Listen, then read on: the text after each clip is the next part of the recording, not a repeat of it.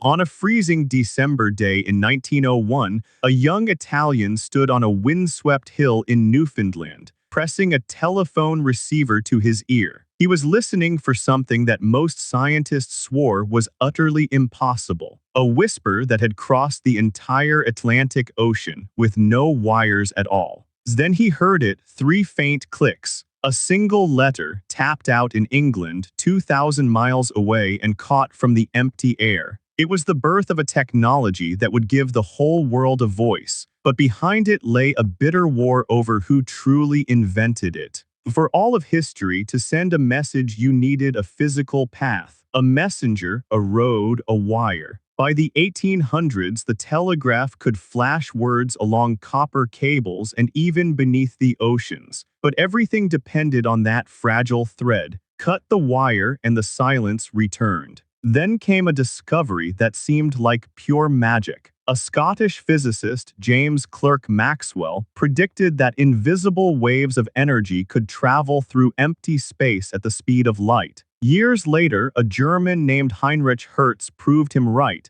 making these mysterious waves in his laboratory. Radio waves were real. But when people asked Hertz what these waves were good for, he reportedly shrugged. Nothing, he said, they were just a curiosity. He had found one of the most important forces in history and thought it useless. It would take a restless young dreamer to see what it could truly become. That dreamer was Guglielmo Marconi, a young Italian with no formal scientific training but a burning obsession. In his family's attic, he tinkered endlessly, sending these invisible waves across the room to ring a bell, then across the garden, then over a hill. With each step, he pushed the signal farther. Marconi offered his invention to the Italian government, and they turned him down flat. Undeterred, he took it to Britain, the heart of a global empire hungry to connect its ships and colonies. There they saw its power at once. Soon he was sending signals across the English Channel, and his fame began to grow. But Marconi dreamed of something far bigger. He wanted to send a signal clear across the Atlantic Ocean. Scientists laughed. Radio waves, they insisted, travel in straight lines and the Earth is curved. A signal would simply fly off into space, they said, long before it reached the far shore. Marconi ignored them. In December 1901, he set up a receiver on Signal Hill in Newfoundland, flying his antenna from a kite in a howling gale. Across the ocean in Cornwall, his team fired a powerful transmitter, tapping out a single letter again and again. The letter S, three simple dots. And then, through the static and the roar of the wind, Marconi heard them, three faint clicks in his earpiece. Dot, dot, dot. The signal had crossed 2,000 miles of open ocean. It was a triumph that stunned the world and rewrote what everyone believed was possible. In truth, Marconi had been saved by a piece of luck he did not even understand. High above the Earth lies an invisible electrified layer, the ionosphere, which acts like a mirror. It had bounced his signal back down, around the curve of the planet. Nature itself had made the impossible possible. But now a storm was gathering over Marconi's triumph, for he was not the only genius chasing these invisible waves. In America, a brilliant and eccentric inventor named Nikola Tesla had been working on wireless transmission for years and had filed his own patents first. A bitter war was about to erupt.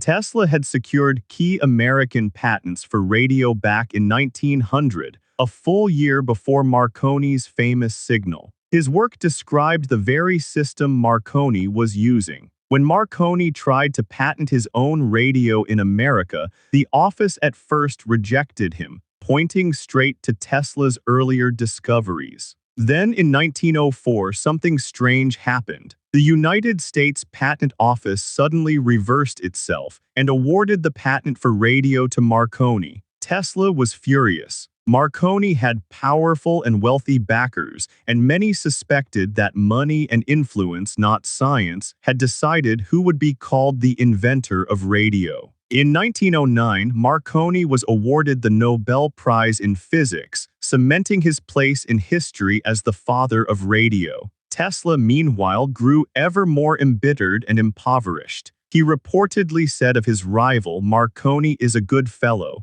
Let him continue. He is using 17 of my patents."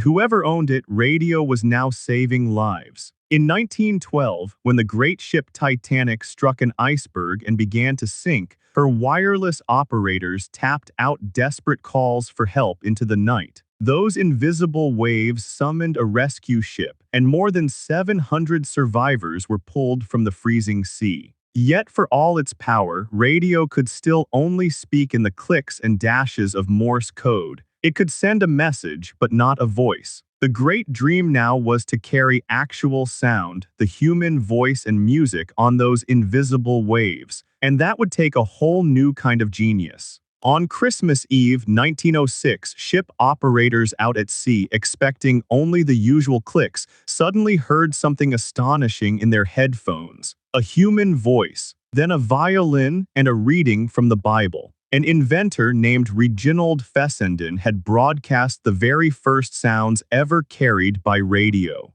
The final piece arrived with a small glass bulb called the vacuum tube. Invented and improved by men like Lee de Forest, it could take a faint radio signal and amplify it, making it strong and clear. Now the human voice could be captured, boosted, and flung out across whole cities and countries. And so, in 1920, the age of broadcasting was born. A station in Pittsburgh began transmitting to anyone who cared to listen, reading out the results of a presidential election. For the first time, a single voice could speak, in the same instant, to a vast unseen audience scattered across the land. The world caught radio fever. Within a few short years, millions of families gathered around glowing wooden sets in their living rooms, spellbound. They listened to music, news, drama, and sport, all pouring out of the air for free. The lonely evenings of the past were filled, suddenly, with distant voices. Radio changed everything it touched. Leaders could now speak directly into the homes of their people, inspiring or deceiving millions at once. It bound nations together around shared broadcasts and gave ordinary people a window onto a world far beyond their own street. The voice in the air had become a mighty power. And what of Tesla, the forgotten rival? In 1943, the highest court in the United States finally ruled that key radio patents belonged to Tesla, not Marconi. Justice of a kind had arrived, but it came far too late. Tesla had died just months before, alone and penniless in a hotel room. The truth is that radio, like most great inventions, had many parents. Maxwell imagined it. Hertz proved it. Tesla, Marconi, Fessenden, de Forest, and many others each added a vital piece.